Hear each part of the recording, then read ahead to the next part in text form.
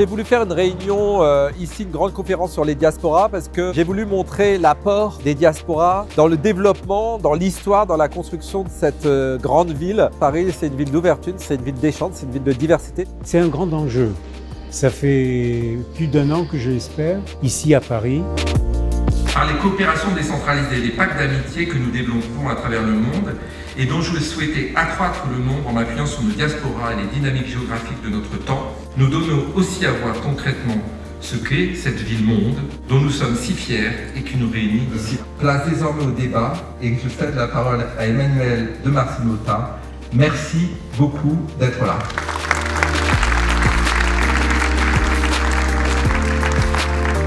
Pour nous, c'est extrêmement important de pouvoir accueillir une rencontre à dimension internationale autour du thème et du concept justement de diaspora, qui a souvent été utilisé au départ pour les Juifs, éparpillés, comme on a dit à une époque dans le monde. Eh bien, cette diaspora, aujourd'hui, elle s'est ouverte, je dirais, à toutes les cultures et à tous les pays du monde. La mémoire, elle est très importante pour moi, mais c'est votre mémoire dont il s'agit, c'est notre mémoire, ce n'est pas simplement mon histoire personnelle. Il se doit que nous fassions justement dialoguer ces mémoires, mettre ces histoires et ces mémoires en partage. Il faudra savoir bien raconter, mais lui se demande, mais bien raconter c'est quoi? Il faudra peut-être aussi un peu d'artifice, et un peu d'artifice, c'est de la culture. Je suis d'accord avec ça, même si en fait c'est dans les deux sens. Il y a plusieurs manières de voir la diplomatie. Ou bien on la voit sur le plan économique, c'est-à-dire tous les investissements que nous faisons pour valoriser les diasporas dans leurs actions au niveau du terrain. Et une deuxième démarche, c'est le plaidoyer. Qu'est-ce qu'on dit, qu'est-ce qu'on fait à l'international pour montrer que les diasporas sont essentielles. Vous savez, les diasporas aujourd'hui en Afrique, c'est un poids économique incommensurable. Vous êtes entre 3 et 35% du poids du PIB. Les transferts d'argent, ça représente le poids du PIB.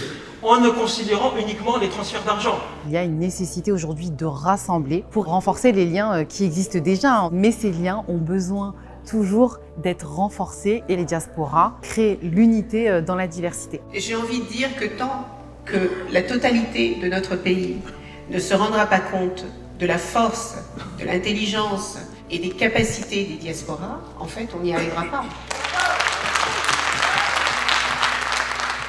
C'est pour nous une opportunité, une grande opportunité d'abord de rencontrer la diaspora et puis de lancer un appel à cette diaspora.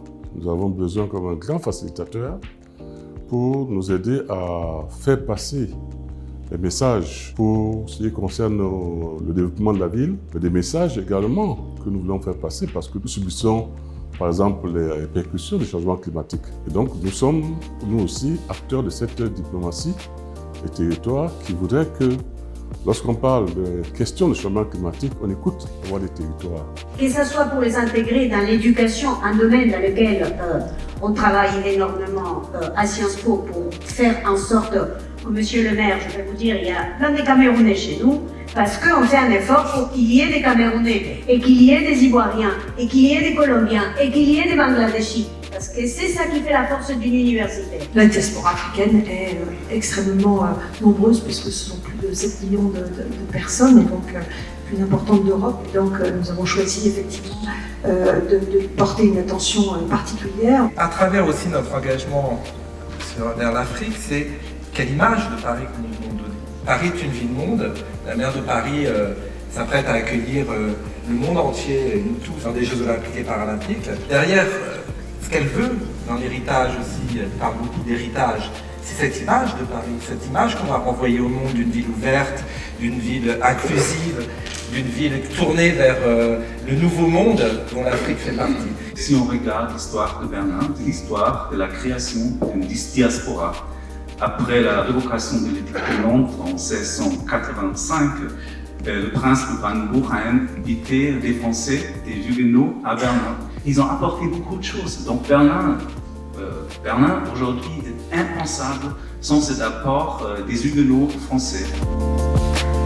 Il y a ce que nous portons depuis longtemps avec la diplomatie des villes, qui ne se substitue pas, qui ne vient pas empêcher la diplomatie des États, mais qui se fait à une autre échelle. Abdou Diouf le disait si bien lorsque il était lui-même secrétaire général de la francophonie. C'est à cette échelle de regard à cette échelle de démocratie que l'on peut aussi et que l'on doit établir ces contacts, ces relations entre les humains pour éviter que ce qui nous attend ce soit la confrontation permanente et pour essayer de jouer de l'intelligence collective, celle que nous apporte la culture, la science, la connaissance et le goût des autres. Bienvenue à Paris. Merci.